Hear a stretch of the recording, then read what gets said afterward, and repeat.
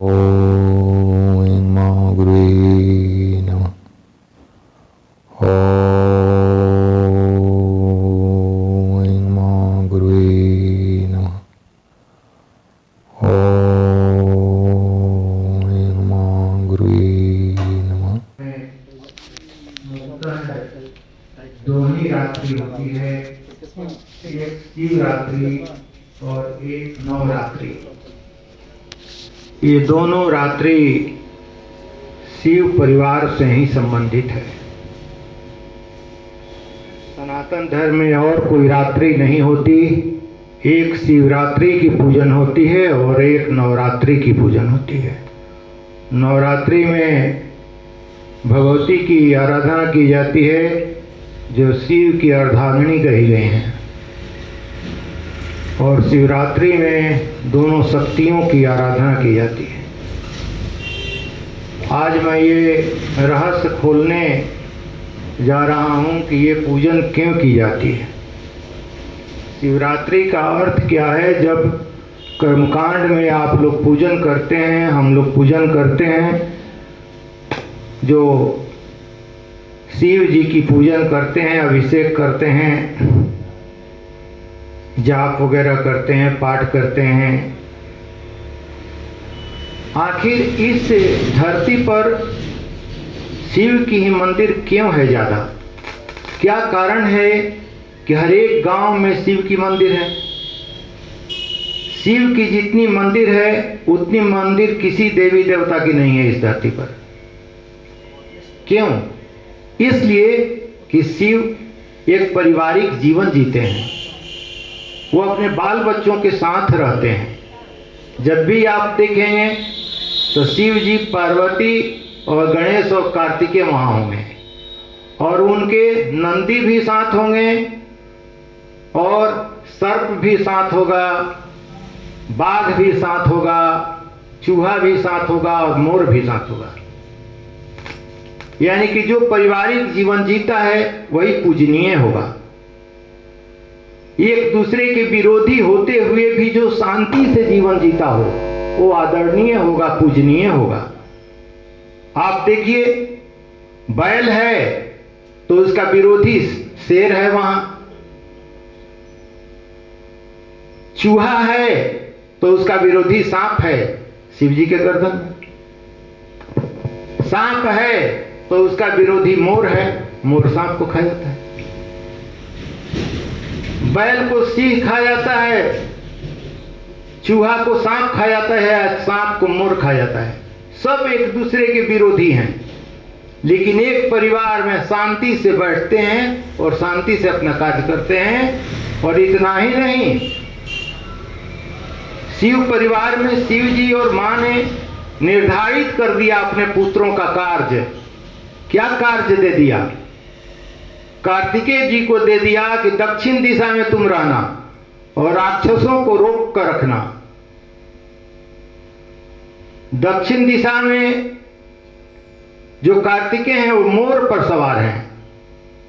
वो मन की गति से चलने वाला मोर है, यानी कि मोर पर जो सवारी करता है, मोर को जो बस में रखता है, यानी कि मन पर जो बस में रखता है, जो अपने मन को बस में रखता है वही राक्षसों को रोक सकता है। आप गणेश जी को देखते हैं, गणेश जी प्रथम पूज्य हो गए। क्यों प्रथम पूज्य हो गए गणेश जी? गणेश जी में कौन ऐसी चीज थी कि प्रथम पूज्य उनको कर दिया? गणेश जी को मंगल मूर्ति कहा जाता है। गणेश जी का मूर्ति देखकर देखिए कौन सा चीज उसमें है जो मंगल करने लायक है। सारे अंग टेढ़े मेढ़े, फिर भी हम लोग कहते हैं मंगल मूर्ति हैं और विघ्न विनाशक हैं। आखिर क्या कारण है? शास्त्रों में संतों ने समाधि भाषा में देखी और सांकेतिक भाषा में उसको एक आकृति डाल दी। शिव पार्वती की शादी के विषय में कम से कम हिंदू तो अवश्य जानते हैं कि वो शैल पुत्री थी, और विवाह के लिए शिव जी को मनाने के लिए कामदेव गए हैं, कामदेव को जला दिया गया। कामदेव की पत्नी रति ने श्राप दिया, ये कथा कहानी है, ये सांकेतिक भाषा है, ये संतों के लिए है। जैसे टेक्स्ट बुक की किताब जो होती है शिक्षकों के लिए होती है, छात्रों के लिए नहीं होती है, शिक्षक के लिए होती है। शिक्षक उसको समझ के छात्र को बताए। उसी तरह शास्त्रों में जो चीजें दी गई है वो संतों के लिए दी गई कि उस चीज को समझे और समाज में बताए। अगर आप टेक्स्ट बुक पढ़ने लगेंगे तो अधूरा जाएंगे, बड़ी झमेल में पड़ जाएंगे। इसलिए संतों के लिए कथा कहानी के रूप में दिया गया है ताकि उसका सही अर्थ समाज को दें। लेकिन समझ में नहीं आता है कि संत भी पद पैसा और प्रतिष्ठा के चक्कर में पड़कर अपने मार्ग से लगता है कि हट सा गए हैं। जब रति ने श्राप दे दिया कि मेरे पति को भस्म करने वाले का कारण तुम ही हो, तो तुम भी पति पत्नी के रूप में नहीं रह सकती हो। पार्वती जी और शिव जी को तकलीफ नहीं हुई। उन्होंने पंचभूत तत्वों का एक गणेश जी की आकृति बनाई और प्रभु ने प्राण प्रतिष्ठा कर दिया, चेतन शक्ति डाल दी, गणेश जी चलने लगे। जब गणेश जी शिव जी को ही रोक देते हैं, पार्वती जी से मिलने नहीं देते हैं, तो शिव जी कहते हैं ये हमारे पुत्र की बुद्धि जो है वो छोटी है, इतनी छोटी बुद्धि से सृष्टि संचालन कैसे होगा। तो संतों ने सोचा, एक कथा कहानी रचा कि गणेश जी का सिर काट दिए शिव जी और हाथी का सिर लगा दिए। ये समाधि भाषा है। जरा सोचिए, आदमी का सिर में हाथी का सिर कैसे लगेगा। उन्होंने समाधि भाषा है, उन्होंने देखा कि गणेश जी की बुद्धि छोटी है, तो ज्ञान, शिव गुरु होते हैं, ज्ञान से उनके मस्तक को बड़ा कर दिए, ज्ञान देकर। और हाथी का ही मस्तक सबसे बड़ा होता है इस धरती पर, इसलिए सबसे बड़ा सिर उनका कर दिए, ज्ञान से सिर को बड़ा कर दिए। जब ज्ञानी व्यक्ति हो जाता है, ऐसा कहा जाता है कि इस बालक का माथा बड़ा है, मतलब बुद्धिमान होगा। तो सांकेतिक भाषा है। तो सिर को बड़ा कर दिया ज्ञान देकर, और कान बड़ा बड़ा दे दिया कि सभी लोगों की बात सुन सके, ये हर एक लोगों की बातों को सुन सके, इसलिए कान बड़ा बड़ा कर दिया। आंखें छोटी छोटी कर दी, दिव्य दृष्टि रखे, सूक्ष्म दृष्टि रखे, गंभीरता से किसी चीज को देखे। और इतना ही नहीं, दांत निकाल दिया, ये संतों का संकेत है। दांत निकाल दिया कि हरदम हंसता रहे। मुंह को ढक दिया सूंड से कि बोले कम, और सूंघने की शक्ति बढ़ा दिया, सूंड को लंबा कर दिया। पेट को बड़ा कर दिया कि सबका भरण पोषण कर सके। पैर को छोटा कर दिया ताकि निर्विकारी रह सके। बालक निर्विकारी होते हैं जिसके छोटे छोटे पैर होते हैं। इतना ही नहीं, सवारी में चूहा बैठा दिया। चूहा का भागवत में स्पष्ट लिखा है, चूहा का अर्थ होता है उद्योग, यानी कि बराबर चूहा चलते रहता है, काम करते रहता है। यानी गणेश कभी ये पुत्र मेरा बैठेगा नहीं, बराबर काम करते रहेगा। अब जरा सोचिए कि ये विघ्न विनाश होंगे कि नहीं। जिसका स्वर बड़ा होगा वो विघ्न उसके पास आ नहीं सकता है। जो सबकी बात सुनेगा विघ्न नहीं आ सकता है। जो बराबर हंसते रहेगा विघ्न नहीं आ सकता है। जो कम बोलेगा विघ्न नहीं आएगा। और जो सूंघने की शक्ति, हर एक चीज को पकड़ने, कुत्ता आप देखते हैं सूंघ के चला जाता है, एक दूसरे स्थान पर कहां पकड़ लेता है। हर एक चीज को जो पकड़ सकता है विघ्न नहीं आ सकता है। जो सबका भरण पोषण कर सकता है, खिला सकता है कमा के, विघ्न खत्म हो जाएगा। जो निर्विकारी होगा, पैर छोटा छोटा होगा, विघ्न खत्म हो जाएगा। जो 24 घंटा उद्योग करते रहेगा, कामे करते रहेगा, बैठेगा नहीं, ताश नहीं खेलेगा, जुआ नहीं खेलेगा, खैनी नहीं खाएगा, हरदम कामे करते रहेगा, तो विघ्न खत्म हो जाए। अब कहा जाएगा कि गणेश जी विघ्न विनाशक हैं, अमंगल मूर्ति है, इनकी सारी अंग मंगल करने वाली है। सांकेतिक भाषा जब संत समझते हैं तो समाज को बताना चाहिए तुमको ऐसा ही होना है, तब विघ्न खत्म होगा। और इतना ही से नहीं होगा। प्रभु ने कह दिया, माँ ने कह दिया कि बेटा इतना से काम नहीं चलेगा, तुमको लड्डू भोग लगेगा, लड्डू खाना होगा। यानी कि बूंदिया अच्छा नहीं लगता है। कहते हैं कि सारे बूंदिया जब एकजुट हो जाते हैं तो वो अच्छा लगेगा। तो क्या आप ही सोचिए, परिवार के सभी सदस्य अगर एकजुट हो जाइए, लड्डू बन जाइए, एक दूसरे से मिल जाइए, तो विघ्न खत्म होगा कि नहीं? स्वतः खत्म हो जाएगा। तो अब कहा जाएगा कि इनका हर एक चीज मंगल करने वाला है, ये विघ्न विनाशक है। और नहीं तो गणेश जी का मुठ्ठा मुठ्ठा अगरबत्ती जला के भोग लगाइएगा, मैं मंदिर में कहता हूं कुछ होने वाला नहीं।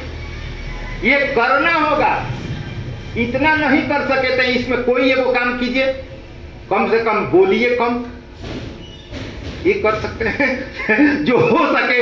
कोई बोले तो थोड़ा ऐसा नहीं कि हंस दीजिए, बिना मतलबों के हंस दीजिए तो लड़ाई हो जाएगी।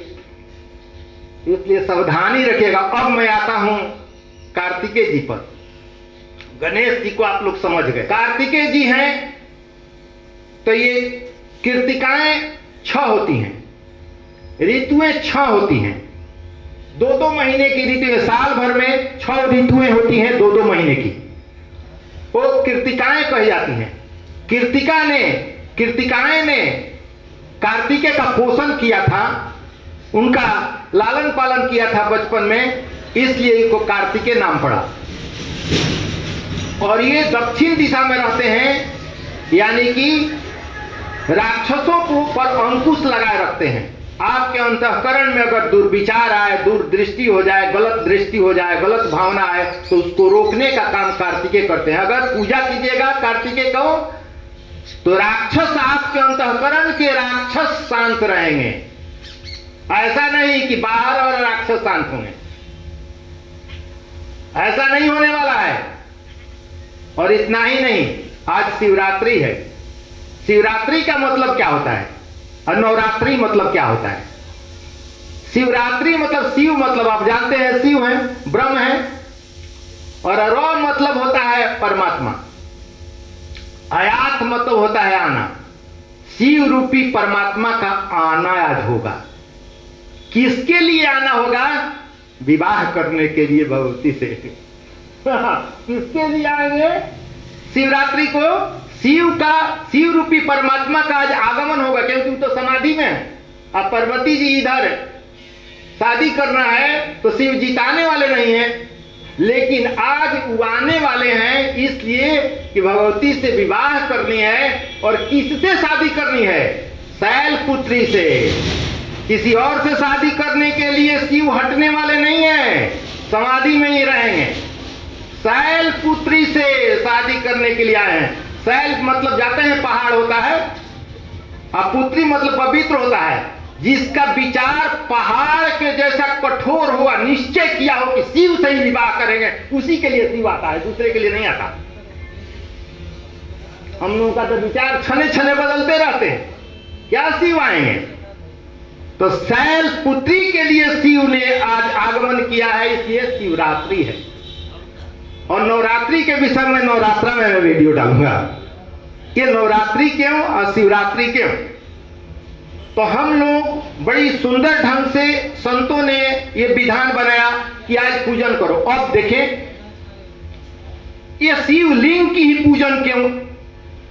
क्या कारण है? शिवलिंग में क्या ऐसा रहस्य है कि शिवलिंग की पूजन की जाए? मूर्ति के पूजन करेंगे तो आप भ्रम में पड़ जाएंगे। कैसे पूजन करेंगे शिव जी का? शिव जी की मूर्ति तो सांवला बनाया जाएगा। कहीं भी देखिएगा शिव जी का मूर्ति सांवला, विष्णु भगवान का मूर्ति सांवला। लेकिन रावण आंख से देखा था शिव जी को, तो वो गाता है कर्पूर गौरम करुणा अवतारम भुजगेंद्र हारम संसार आसारम।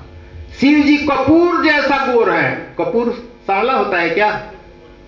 जो आंख से शिव जी को देखा है वो कहता है कर्पूर गौरम करुणा अवतारम भुजगेंद्र हारम संसार सारम। शिव जी कपूर जैसे गोरे हैं और चित्र बनाया सांवला, तो कंफ्यूजन तो हो गया, कैसे पूजन कीजिएगा? इसलिए वो सांकेतिक भाषा संतों ने दिया है। सारी मूर्तियां सांकेतिक भाषा हैं। संतों के लिए ये टेक्स्ट बुक है, ये नोटबुक नहीं है। तो इसलिए कि संतों ने शास्त्रों में लिख दिया है, एक जगह इसका चाबी दे दिया है। क्या चाबी दे दिया है कि पृथ्वी सगंधा सरस स्थाप स्पर्शी च वायु जलनं च तेज नभस सप्तम माता का, यानी पृथ्वी गंध का द्योतक है और जल प्रेम का द्योतक है। अब जल कहां होता है? मेघ में होता है। और मेघ का रंग कैसा होता है? सांवला होता है। तो सांवला रंग प्रेम का द्योतक है, इसलिए शिव और विष्णु का रंग सांवला बना दो, प्रेम के अक्षय भंडार ये हैं। ये सांकेतिक भाषा है, ये साधारण भाषा नहीं है, आप चक्कर में पड़ जाएंगे। शिवलिंग की पूजन हम करते हैं। शिवलिंग को पूजन क्यों करें भैया? लिंग मतलब आप जानते हैं ये चौड़ी भाग मां पार्वती का योनि है और ऊपर का भाग शिव का लिंग है। शिव शक्ति दोनों साथ साथ रहते हैं तो पूजन होती है। ऐसा कभी नहीं होता है कि पार्वती की केवल पूजन हुआ, शिव की ना हो। इसलिए कि दोनों शक्ति साथ साथ रहते हैं तो पूजन होती है। इसका कारण क्या है? क्या कारण है कि इनकी पूजन करें? तो कहा जाता है कि सृष्टि की रचना हुई योनि और लिंग से ही हुई है। हर एक लोगों की माता पिता की योनि लिंग से बाल बच्चे होते हैं और माता पिता दादा दादी की योनि लिंग से होते हैं। ऐसे ही अगर बैक में चलूं तो मनु शत्रुपा के योनि लिंग से निकले सृष्टि हुई, और मनु शत्रुपा के ऊपर जाते हैं तो सूर्य देव हैं, संध्या और सूर्य देव से हुआ है। और उनके ऊपर जाते हैं तो कश्यप ऋषि सप्तऋषि आते हैं, और सप्तऋषि के ऊपर जाते हैं तो शिव पार्वती आते हैं। यानी कि हमारे जनक हैं शिव पार्वती, इसलिए शिव पार्वती के इनका रख दो योनिलिंग, इन्हीं की पूजा करो। हमारे सृष्टि के आधार यही है, हमारे पूर्वज, हमारे सृष्टि के पूर्वज जो है ये है, ये इसकी आराध्य देव है, इसलिए पूरी धरती पर इन्हीं की पूजन होती है। क्योंकि धरती पर तो सृष्टि ही है, योनिलिंग है। पेड़ पौधा में जाओ तो योनिलिंग, कीड़े मटोड़े में जाओ तो योनिलिंग, सभी जगह योनिलिंग व्याप्त है इस ब्रह्मांड में, इसलिए योनिलिंग की पूजन क्या होगी। अब देखिए, अब खतरनाक स्थिति में हम लोग प्रवेश कर रहे हैं। वो खतरनाक स्थिति में क्या प्रवेश कर रहे हैं? मैंने आज संकल्प लिया है, जो जो संकल्प लिए हैं वो सावधान है। मैंने संकल्प लिया है कि शिव की आराधना में करूंगा, पूजन करूंगा, अभिषेक में करूंगा। अभिषेक करने का मतलब है क्या है? 5 चीज चढ़ाई गई हैं। गाय का दूध, दही, घी, और एक गाय और एक भंवरा का मध है, और एक पौधा ईख का गुड़ मिलाकर चढ़ा है। यानी कि पंचभूत तत्व मैं आपको समर्पित किया प्रभु। हे प्रभु, जो पृथ्वी जल अग्नि वायु से बना ये हमारा शरीर है, इसको मैं अपने मन के साथ प्रेम से मैं आपको समर्पित कर दिया हूं। प्रभु ने आशीर्वाद दिया कि ऐसा ही बने रहो, यानी कि ऐसा ही बुद्धि रहे। ऐसा नहीं कि जैसा कुर्ता पहनने वाला तैसा के पहनने रहिए। ऐसा ही तुम्हारी बुद्धि हो। इसका मतलब क्या हुआ? इसका मतलब ये हुआ कि जितने योनि लिंग हैं इस धरती पर, सबको मैंने समर्पित किया है अपना पंचभूत तत्व। यानी कि हमको अपने शरीर से हर एक जीवों के लिए कार्य करना होगा। अब समझिए कितना खतरनाक है। इसलिए साधु संत कहता है कि जहां लड़ाई होता है भाग जा, इसलिए कि तू किससे लड़ने वाला है? तुम जानते हो कि उसके अंदर वही तत्व है जिससे तुम लड़ने जा रहा है, तुम्हारे अंदर है। इसलिए साधु संत भागते चलता है और लोग खदेड़ते चलते हैं और कहते हैं कि डर गया डर गया डर गया डर गया, भाग गया भाग गया। वो भाग गया, किस लिए भाग गया?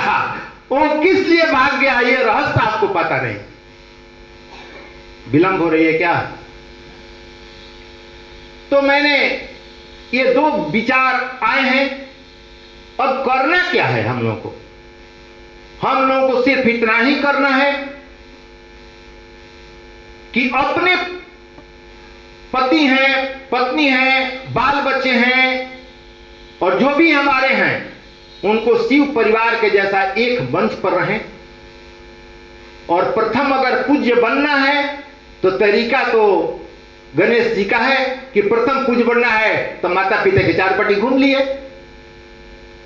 जो माता पिता के चारों पट्टी घूम लिया वो प्रथम पूज्य हो गया। आप सुंदर तरीका अब शिव जी क्या बताएं? माता पिता की सेवा कीजिए। माता पिता भी उटपुटान करते हैं, घबराइएगा मत, क्योंकि परीक्षा होगी कि, और हम शुरू से बोल दिए हैं जिस से आश्रम में यहाँ हैं तभी से, कि साधकों का शरीर बिजली का नंगा तार होता है। ये कवर वाला तार नहीं है, ये बिजली का नंगा तार होता है। कहीं से भी कोई टेस्टर भिरा के समझ जाएगा कितना बिजली धारा बह रहा है। मच्छर भी आकर तुमको डंक मारेगा, अगर तुम उसको मार डाला तो उस मच्छर के शरीर में जो आत्मा है वो तुम्हारी परीक्षा लेकर शरीर बदल दी, और परीक्षा करना होगा। पत्नी उटपुटांग व्यवहार करेंगी, उटपुटांग तुम व्यवहार किया, पत्नी के रूप में जो आत्मा है वो तुम्हारी परीक्षा ले ली, अभी नहीं अभी और करना होगा। पति उटपुटांग किया, तुम अगर एक्शन में आ गई, प्रभु ने परीक्षा ले लिया, और उसी के आधार पर आपके कार्य होते हैं। तो आप कहते हैं कतिनों पूजा करते हैं, काम नहीं होता है। अरे काम होगा कैसे, व्यवहार तो बदलो। तो इसलिए साधकों का शरीर बिजली का नंगा तार होता है। समाज के कोई भी व्यक्ति आपका विरोधी कर सकता है, उटपुटांग व्यवहार कर सकता है, फिर भी आपको सौम्य रहना है। और जब तक मैं यहां घोषणा कर चुका हूं कि इस ब्रह्मांड का कोई भी अगर आत्मा आपका विरोधी रहा तो आत्म साक्षात्कार संभव नहीं है। इसलिए सिर्फ ये कठिन कार्य है। कीड़े मकोड़े भी आपका विरोध कर दिया। आप जानते हैं ना, ईवेनो में वीटो पावर 5 गो का है रावण। अगर 4 को कहा है कि वीटो दे दिया कि हाँ ये प्रस्ताव पारित हो, और 5वां अगर खड़ा होकर कहा कि वीटो मैंने लगाया, तो प्रस्ताव गिर जाता है। तो आत्म साक्षात्कार मतलब हर एक जीवों के आत्मा का साक्षात्कार, और इसका साक्षात्कार हर एक जब सपोर्ट करेंगे, साधना करते करते प्रभु भी पहुंचेंगे, वो वोटिंग करवाएंगे, हर एक जीवों से पूछेंगे। अगर कोई भी जीव हाथ उठा दिया कि नहीं प्रभु ये हमको नहीं समझाया अभी, तो प्रस्ताव आपका गिर जाएगा। इसलिए आत्म साक्षात्कारी संत धरती पर बहुत कम मिलते हैं। इसलिए मैं कहता हूं विरोध भी है तो अपने विरोध मत करो, उसको करने दो, क्योंकि आत्मा का सपोर्ट चाहिए ना, पंचभूत तत्व का सपोर्ट नहीं चाहिए। पंचभूत तत्व से जिया मूरो करने से अगर होता तो सब कोई मुंगा दिया होता तो दूसरे को अब तक धरती पर आदमी नहीं बचा होता, सब एक दूसरे के विरोधी है। तो मैं ये कहना चाहता हूं कम समय में कि केवल आप माताएं हैं, आप छठ की होंगी, आप एक दिन खाना बनाती हैं नेहा खा के दिन, चने की दाल, लौकी की सब्जी और चावल। आप याद कीजिए एक दिन अपने हाथ धो के प्रेम से भगवान के भजन करते हुए खाना बनाती हैं। आप बिहाने होके आपका पति झाड़ू और बाल्टी लेके गली धोने लगता है, गली साफ करने लगा। एक दिन आपके परिवर्तन आने में, अगर एक दिन आपने निहार धोकर सही खाना बना के खिलाया पति को, तो जज हो चाहे कलेक्टर हो, सब झाड़ू या बाल्टी ले लेते हैं, गली साफ करो, गली साफ करो, रोड साफ करो। क्या मतलब है इसका? मतलब ये इसी में रहस्य है। मैं इतना ही कहूंगा कि आप बताएं वैसा ही खाना बनाइए नहा धोआ के, अपने पति बाल बच्चे का बुद्धि सही कर लीजिए और शिव परिवार के जैसा आनंदित रहिए। प्रेम से बोलिए श्री सद्गुरुदेव भगवान की जय, माँ योग माया की जय, महामृत्युंजय भगवान की जय, महाकालेश्वर भगवान की जय, जगत जननी की जय, राम दरबार की जय, हनुमंत लाला की जय, आनंद कंद भगवान श्री कृष्ण की जय। हर हर महादेव।